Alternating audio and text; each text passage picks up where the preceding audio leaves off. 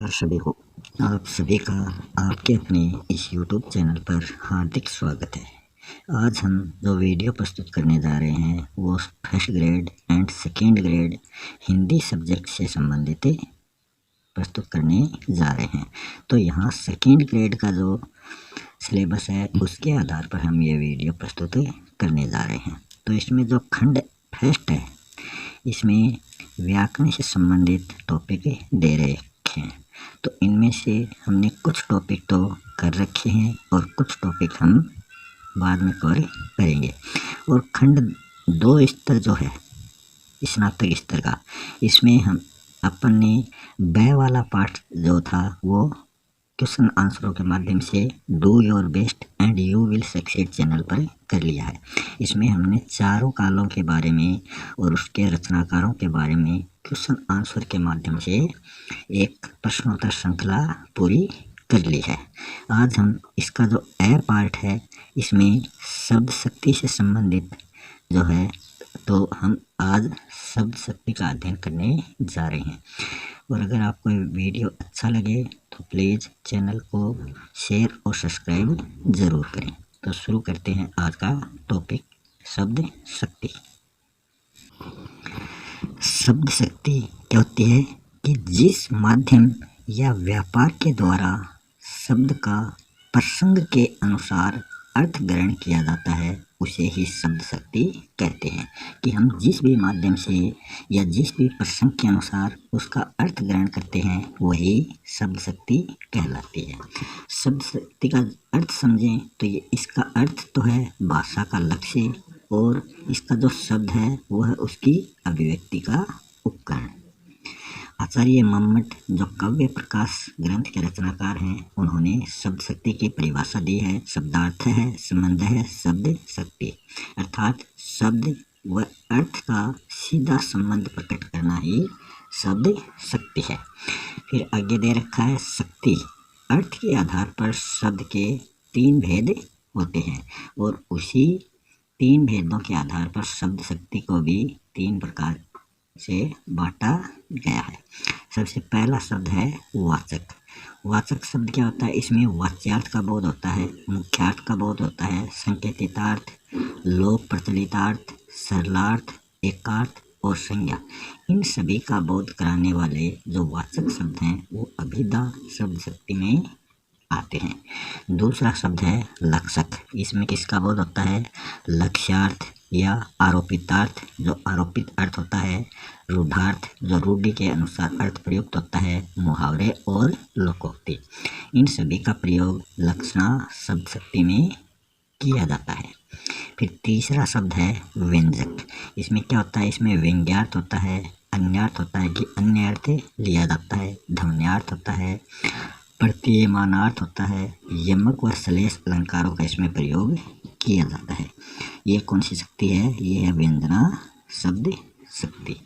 अब हम शुरू करते हैं अभिधा शब्द शक्ति। अभिधा का अर्थ ही क्या होता है? नाम होता है। अभिधा का अर्थ होता है नाम। जो मुख्य अर्थ का बोध कराता है वो कौन सी शक्ति है? वो अभिधा ही है। वाचक शब्द या फिर उसके द्वारा ज्ञात अर्थ को वाच्यार्थ कहा जाता है। कि वाचक शब्द को वाच्यार्थ कहते हैं और इसके द्वारा जो ज्ञात अर्थ होता है उसको भी वाच्यार्थ कहा जाता है। कर्ता के अनुसार जो अर्थ होता है उसको मुख्यार्थ कहा जाता है। जैसे छात्र पुस्तक पढ़ता है, इसमें जो अर्थ है वो कर्ता के अनुसार आया है। और अगर क्रिया के अनुसार अर्थ होता है तो वो वाच्यार्थ कहलाता है। यहाँ आपको मुख्यार्थ और वाच्यार्थ में अंतर पता चल गया होगा। क्रिया के आधार पर होता है वो तो वाच्यार्थ और कर्ता के आधार पर होता है वो मुख्यार्थ। साक्षात सांकेतिकार्थ का बोध कराने वाली शक्ति अभिधा है। ये किसने कहा है? ये आचार्य मम्मट ने कहा है। और मुख्यार्थ का बोध कराने वाली शक्ति अभिधा को कहा है आचार्य शुक्ल ने। और शब्द का अर्थ से और अर्थ का शब्द के साथ प्रत्येक संबंध बताने वाली शब्द शक्ति अभिधा है, ये कहा है जगन्नाथ ने। और अभिधा शब्द शक्ति को अग्रिमा कहा है पंडित विश्वनाथ ने। इस शब्द शक्ति में प्रसाद गुण, यमक अलंकार की प्रधानता रहती है। आचार्य देव ने अभेदा शब्द शक्ति को ही सबसे उत्तम शब्द शक्ति माना है। यह शक्ति किसी के गुण, जाति, द्रव्य, क्रिया का ज्ञान कराती है। इसका जो प्रयोग है वो केवल गद्य में किया जाता है। अधिकतर इसका प्रयोग गद्य में ही होता है। इसका जो संबंध है, अभेदा शब्द शक्ति का जो संबंध है वो रूढ़, यौगिक, योग रूढ़ शब्दों में होता है। रूढ़ शब्द तो वो होते हैं जिनके टुकड़े करने पर कोई अर्थ नहीं निकलता। यौगिक शब्द वो होते हैं जिनके टुकड़े करने पर अर्थ निकलता है। सभी संधि यौगिक शब्द में आती है। योग रूढ़ शब्द वो होता है जिनके टुकड़े करने पर दो टुकड़ों को जोड़ने पर कोई तीसरा अर्थ निकलता है, मतलब बहुव्रीहि समास जो होता है वो योग रूढ़ में आता है। इसमें कल्पना शक्ति का अभाव पाया जाता है कि अभेदा शब्द शक्ति में हम कल्पना नहीं कर सकते। इसमें तो जो यथार्थ है वही प्रकट किया जाता है। जैसे इसके उदाहरण दे रखे हैं, मुक्ति हेतु हरि भजन कर। यहाँ बताया गया है कि मुक्ति हेतु हरि भजन कर। यहाँ जो हरि शब्द आया है, इस हरि के तीन अर्थ होते हैं। एक तो वानर, एक होता है सिंह, एक होता है विष्णु। तो यहाँ कौन सा अर्थ लें कि इसमें उचित बैठ जाए। यहाँ मुक्ति का प्रयोजन या उद्देश्य है, तो मुक्ति का प्रयोजन वानर तो दिला नहीं सकता। सिंह मुक्ति दिलाता है मगर आत्मा को मुक्ति नहीं, वो शरीर से मुक्ति दिलाता है सिर्फ। तो यहाँ विष्णु से ही इसका उद्देश्य संभव होता है। तो यहाँ हम हरि का अर्थ विष्णु से लेंगे। अन्य उदाहरण देखें तो गाय घास खाती है। इसका मतलब ये साधारण वाक्य है, गाय एक चौपाया जानवर है और वो घास खाने का काम करता है। दया कर दान भक्ति का हमें परमात्मा देना, ये भी एक सीधा सा उदाहरण है। सोहत ओढ़े पीत पट श्याम सलोने गात, मानो नीलमणि शैल पर आफतप प्रयो प्रभात, ये भी अभेदा शब्द शक्ति का उदाहरण है। हरि ने नारद को हरि रूप दिया, हरि मतलब वानर रूप दिया। सारंग ले सारंग उड्यो, सारंग पुग्यो आए, ये भी क्या है, ये सभी जो एग्जाम्पल हैं ये अभेदा शब्द शक्ति के उदाहरण हैं। दूसरी शब्द शक्ति है लक्षणा शब्द शक्ति। इसमें क्या होता है, मुख्यार्थ में बाधा उपस्थित होने पर रूढ़ि या प्रयोजन या रीति के आधार पर अन्य अर्थ को लक्षित किया जाता है। ये जो शब्द शक्ति होती है ये मध्यम श्रेणी की शक्ति होती है। इसमें जो लक्ष्यार्थ का संबंध है वो लक्षक से और मुख्यार्थ से होता है। इसका संबंध गद्य पद्य जो मिश्रित काव्य है उसको कहते हैं चंपू काव्य। इस शब्द शक्ति का जो आधार होता है वो अभेदा शब्द शक्ति होती है। इसका अर्थ अनिश्चित होता है। लक्षणा शब्द शक्ति का जो अर्थ है वो अनिश्चित होता है, परंतु उस अर्थ की दिशा जो होती है वो निश्चित होती है। यह शब्द तक ही सीमित होती है। अर्थ जो है वो पाठक की कल्पना के आधार पर लिया जाता है कि पाठक उस शब्द का कौन सा अर्थ लेता है, वो पाठक की कल्पना पर आधारित होता है। आचार्य विश्वनाथ ने लक्षणा शब्द शक्ति के 2 भेद और फिर इसके 6 उपभेद माने हैं। तो पहला भेद है रूढ़ा लक्षणा शब्द शक्ति। इसमें क्या होता है, इसमें प्रचलित जो परंपरा है या रूढ़ि है उसके आधार पर अर्थ को कल्पित किया जाता है कि जो प्राचीन परंपरा चली आ रही है उसके आधार पर ही अर्थ की संभावना की जाती है। इसमें लोकोक्ति और मुहावरों का प्रयोग किया जाता है। जैसे शहर में लाठियाँ चल रही हैं, तो लाठियाँ चलने का काम नहीं कर रही बल्कि ये कल्पना के आधार पर हम अनुमान लगाएं तो शहर में जो लोग हैं वो लाठियाँ हाथों में लेकर लड़ाई कर रहे हैं। रूढ़ियों की सलत नींद त्याग कर जागा हिंदुस्तान, तो हिंदुस्तान नहीं बल्कि हिंदुस्तान के लोग जागे हैं।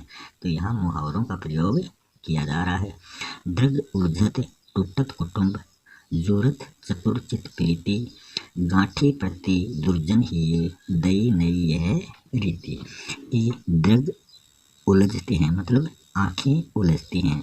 एक प्रेमी और प्रेमिका की जो आँखें हैं वो इशारों में टकराती हैं और दोनों में प्रेम हो जाता है।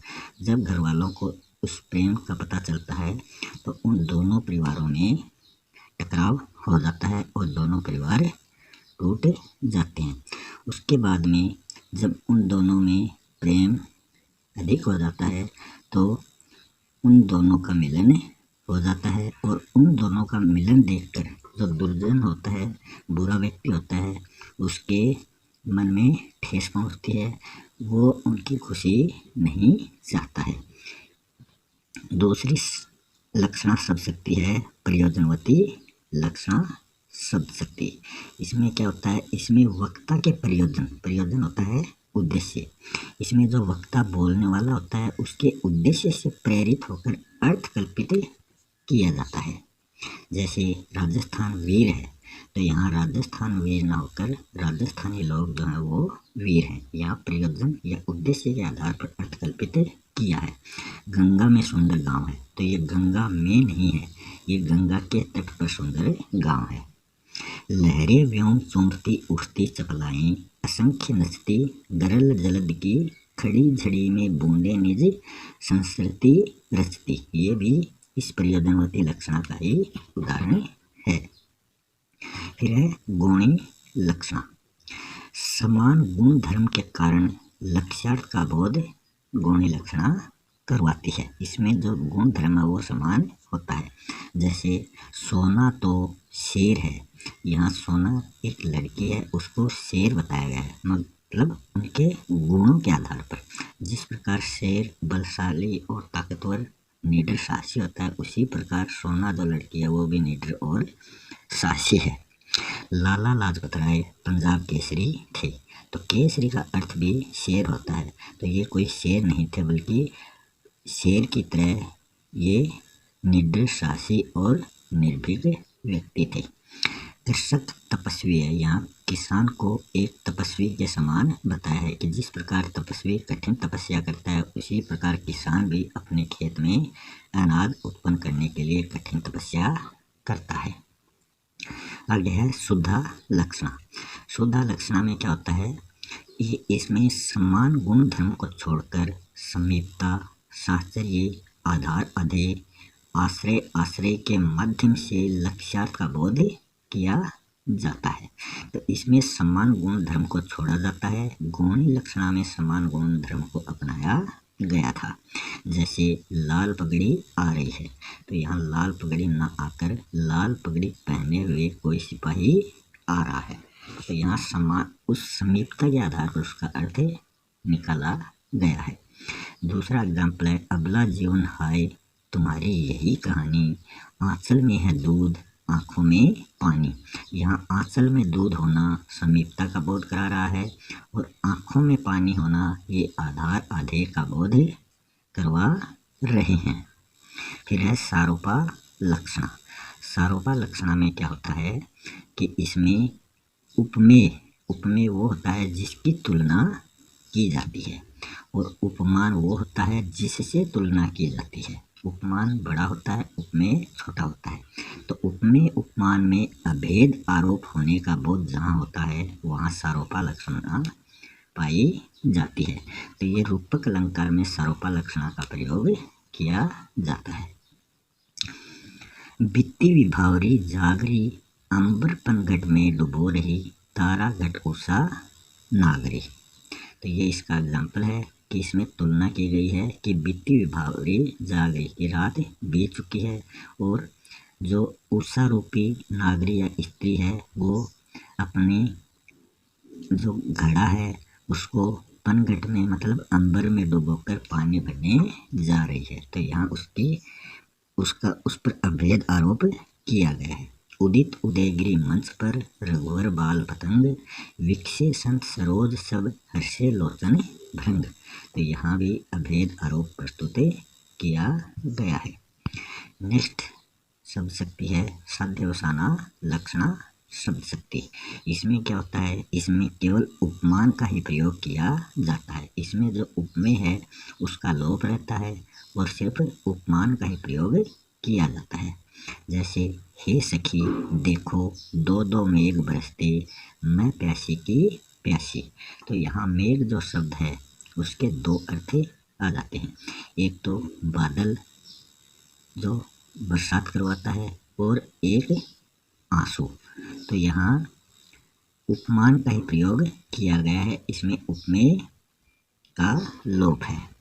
जब सिंह आया तो रण क्षेत्र से सारे गिद्ध भाग गए, कि इसमें सिंह जो है वो तो वीर सैनिकों के लिए प्रयुक्त हुआ है और गिद्ध जो है वो कायर लोगों के लिए प्रयुक्त हुआ है। नेक्स्ट है उपादान लक्षण। इसको अजत्स्वार्थ भी कहा जाता है।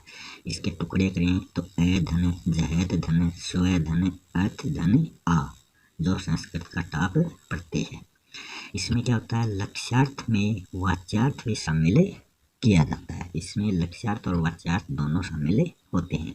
जैसे युद्ध क्षेत्र में भाले प्रवेश कर रहे हैं, तो यहाँ भाले प्रवेश ना करके भालेधारी जो सैनिक हैं वो प्रवेश कर रहे हैं। दो बंदूकों ने बैंक लूट लिया, यहाँ सिर्फ दो बंदूकों ने नहीं, इसमें दो बंदूक तो शामिल हैं ही, साथ में वो लोग भी शामिल हैं जो बंदूकों को लिए हुए हैं। मतलब दो बंदूकधारियों डाकू जो हैं उन्होंने बैंक को लूट लिया। आगे है लक्षण लक्षणा शब्द शक्ति। इसको बोलते हैं जयत स्वार्थ। इसमें क्या होता है, इसमें मुख्यार्थ जो है उसको पूरी तरह समाप्त करके लक्ष्यार्थ का बोध किया जाता है। जो मुख्यार्थ होता है उसको पूरी तरह इसमें समाप्त कर देते हैं और सिर्फ लक्ष्यार्थ का ही इसमें बोध होता है। इसका एग्जाम्पल है चारू चंद्र की चंचल किरणें खेल रही जल थल नभ में। दूसरा एग्जाम्पल है दो घरों में भिड़ंत हुई, मतलब घरों में भिड़ंत ना होकर लोगों में भिड़ंत हुई। यहाँ चंचल किरणों को खेलते हुए दिखाया गया है। आज भुजंगों से बैठे हैं वे कंचन के घड़े दबाए, विनय हार कर कहती है ये विस्तर हटते नहीं हटाए। तो ये भी लक्षण लक्षणा का उदाहरण है। यहाँ तात्पर्य कर्म संबंध के द्वारा पूंजीपतियों पर विषधर का आरोप लगाया गया है। यहाँ विषधर जो है वो पूंजीपतियों को बताया गया है। नेक्स्ट है तीसरी जो शब्द शक्ति है व्यंजना शब्द शक्ति। तो व्यंजना शब्द शक्ति क्या होती है, इसमें मुख्यार्थ या लक्ष्यार्थ के बाद जो अन्य अर्थ जिसको बोलते हैं व्यंग्यार्थ उसका बोध ये शब्द शक्ति करवाती है। इसमें क्रिया जो होती है वो एक आयामी न होकर बहुआयामी हो जाती है और इसका जो संबंध है वो शब्द और अर्थ दोनों से हो जाता है। इसमें शब्द, बुद्धि और कल्पना इन तीनों का एक साथ प्रयोग देखने को मिलता है। इसमें बुद्धि, शब्द, कल्पना का मिश्रण पाया जाता है। यह शक्ति काव्य का प्राण तत्व होती है। अलग अलग श्रोताओं के द्वारा शब्द का अलग अलग अर्थ इस शक्ति के माध्यम से निकाला जाता है। इस शब्द शक्ति के दो भेद होते हैं और 5 उपभेद होते हैं। जैसे उदाहरण है सूर्यास्त हो गया, तो इस सूर्यास्त हो जाने का सभी अलग अलग अर्थ निकालते हैं। जैसे पुजारी जो है वो सोचेगा कि संध्या आरती का समय हो गया है और किसान ये सोचेगा कि अब रात होने वाली है तो अब घर चलना चाहिए और छात्र ये सोचेगा कि अब अंधेरा होने वाला है तो उसे पाठ बंद कर देना चाहिए। तो यहाँ अलग अलग श्रोताओं द्वारा अलग अलग अर्थ निकाला गया है। पहली है शाब्दी व्यंजना। शाब्दी व्यंजना में क्या होता है कि शब्द विशेष के आधार पर व्यंग्यार्थ का बोध इसमें किया जाता है। शब्द के स्थान पर इसमें पर्याय रख देने से व्यंग्यार्थ नहीं निकलता, कि यहाँ शब्द के स्थान पर पर्यायवाची नहीं रखा जाता। श्लेष व यमक अलंकारों का प्रयोग इस शब्द शक्ति में किया जाता है। इसके मुख्यतः 2 भेद होते हैं, अभेदामूला शाब्दी व्यंजना और एक लक्षणामूला शाब्दी व्यंजना। अभेदामूला शाब्दी व्यंजना में क्या होता है, एक शब्द के अनेक अर्थ निकलते हैं, किसी एक अर्थ को उसमें ग्रहण किया जाता है। जैसे सुब्रण को ढूंढत फिरत कवि कामी अरु चोर, या सुब्रण जो शब्द है उसके अनेक अर्थ हैं। तो यहाँ किसके आधार पर कौन सा अर्थ लिया जाता है वो देखते हैं। तो कवि के आधार पर सुवर्ण का अर्थ होता है सुंदर वर्ण या सुंदर पद्य रचना। कामी के आधार पर सुवर्ण का अर्थ होता है सुंदर रूप, और एक चोर के आधार पर सुवर्ण का अर्थ होता है सोना। तो यहाँ सभी के अनुसार अलग अलग अर्थ ग्रहण किया गया है।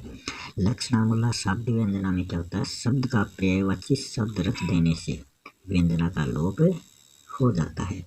जैसे इसका एग्जाम्पल है चिरजीवो जोरी जुड़े क्यों न स्नेह गंभीर को घटी ए वर्ष भानुजा वे हलदर के बीच। तो यहाँ वर्ष भानुजा व हलदर के स्थान पर अगर हम वर्ष भानु सूता और बलराम शब्द रख दें तो व्यंग्यार्थ नष्ट हो जाएगा। तो हलदर का अर्थ बलराम होता है और एक बैल होता है। वर्ष भानुजा राधा भी है और गाय को भी कहा जाता है, मगर यहाँ पर्यायवाची रख देने से व्यंग्यार्थ नष्ट हो जाता है। आगे है आर्थी व्यंजना। आर्थी व्यंजना में क्या होता है, अर्थ के आधार पर व्यंग्यार्थ का बोध इसमें होता है। पर्यायवाची रख देने पर भी शब्द का वही अर्थ रहता है। आर्थी व्यंजना में हम पर्यायवाची रख सकते हैं, मगर शाब्दी व्यंजना में पर्यायवाची नहीं रखा जाता। जैसे आर्थी व्यंजना का उदाहरण है, हम लखे हैं मधु चंद्रिका सुनी है कल धुनी कन, रही है मेरे प्राण तन प्रीतम करो प्रयाण। यहाँ मधु चंद्रिका कल धुनी प्रीतम इनके स्थान पर पर्यायवाची शब्द रख देने से भी नायिका का जो अभिष्ट अर्थ है वो यही निकलेगा कि तुम्हारे विदेश चले जाने पर मेरे प्राण नहीं बचेंगे, मतलब मैं वियोग सहन नहीं कर पाऊंगी। तो यहाँ पर्यायवाची रख देने पर वही अर्थ निकलता है। वस्तु व्यंजना, इसमें क्या होता है, इसमें व्यंग्यार्थ के द्वारा किसी तथ्य की व्यंजना का बोध होता है। व्यंग्यार्थ के द्वारा किसी तथ्य की व्यंजना का बोध होना ही वस्तु व्यंजना होता है। जैसे उषा सुनैले तीर बरसाती जय लक्ष्मी सी उदित हुई, ये इसका उदाहरण है। फिर है अलंकार व्यंजना। अलंकार व्यंजना में क्या होता है, इसमें व्यंग्यार्थ के द्वारा किसी अलंकार का बोध करवाया जाता है। नाम से पता होता है कि अलंकार का नाम है तो अलंकार का बोध इसमें होगा। जैसे उठो स्वस्थ मनु ज्यों उठता है क्षितिज बीच अरुणोदय कांत, यहाँ उत्प्रेक्ष अलंकार का प्रयोग किया गया है। फिर है रस व्यंजना। रस व्यंजना में क्या होता है, व्यंग्यार्थ से ही रस व्यंजित होने का बोध इसमें होता है। जैसे जब जब पन घट जाऊं सखेरी का जमुना के तीर, तो इस उदाहरण में वियोग रस का प्रयोग किया गया है। और वियोग रस में अगर संचारी भाव का पता करें तो इसमें स्मरण जो है वो संचारी भाव प्रयुक्त हुआ है। नेक्स्ट है तन की अटरिया पे चढ़ी आई धाम, ये एक अलग उदाहरण है। तन की अटरिया पे चढ़ी आई धाम, इसको 3 अर्थों के आधार पर समझेंगे। साधारण अर्थ में अगर इसकी बात की जाए तो शरीर की अट्टालिका पर धूप चढ़ रही है, मतलब अगर इस आधार पर इसकी बात करें तो ये अभिधा शब्द शक्ति है।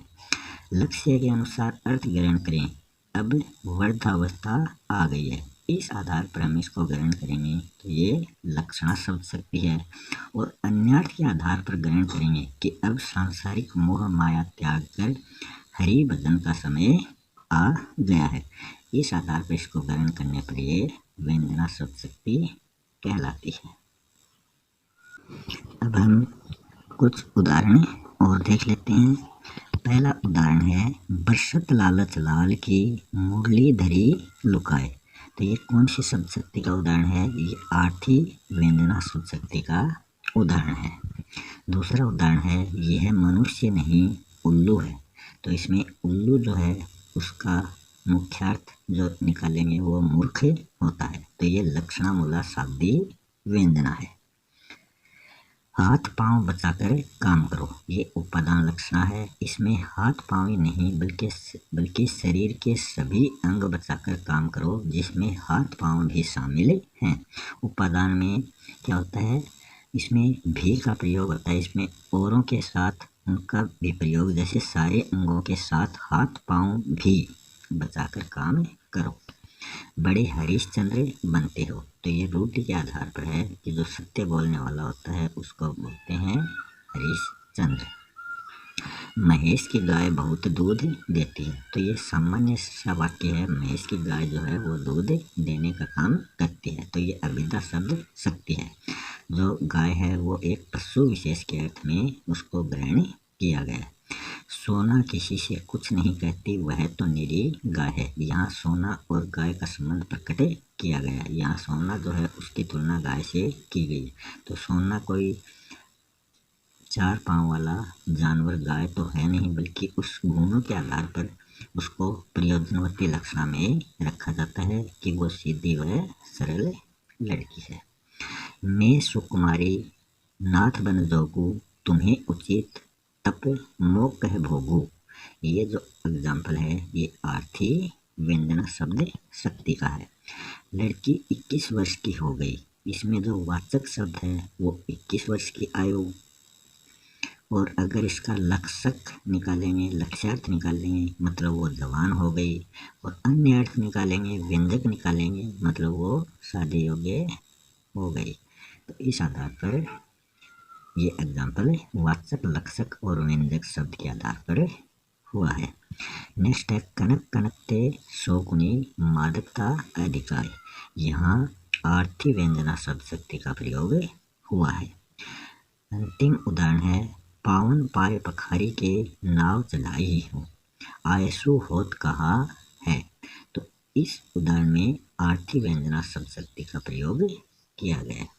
इस प्रकार हमने आज शब्द शक्ति वाला टॉपिक कंप्लीट कर लिया है। आगे हम जो टॉपिक करेंगे वो काव्य शास्त्र से संबंधित होगा।